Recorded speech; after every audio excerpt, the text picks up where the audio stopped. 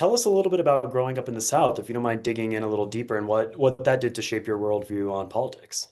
Well, school desegregation was ordered in 1974. So we lived in kind of a quasi-rural area in Louisville metro area. And the inequality between the inner city schools and the suburban schools was substantial and driven by racism. And federal courts ordered desegregation and they ordered busing.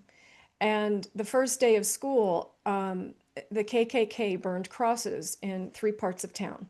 Hmm. And that stuck with me. I was shocked. I was horrified. I couldn't imagine what the young people who were coming from the inner city and out to the suburbs, what they must have felt, the fear that they must have felt. I'm kind of feeling a little teary thinking about it right now.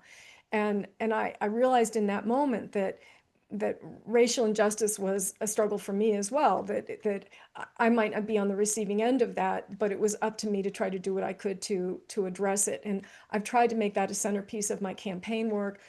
It's something that I focus on in my teaching career.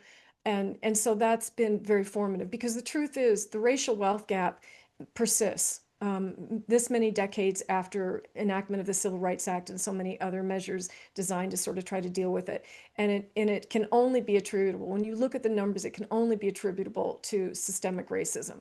And so what are we going to do about that? And that's an issue that's very important to me and something that I've thought about quite deeply and am prepared to act on legislatively if I get the opportunity. Because you cannot have a stable society when you have these kinds of embedded inequalities. You can't have a politically stable society. You cannot have a healthy society or well-functioning society when some people are systematically kept out of the mix in big and small ways.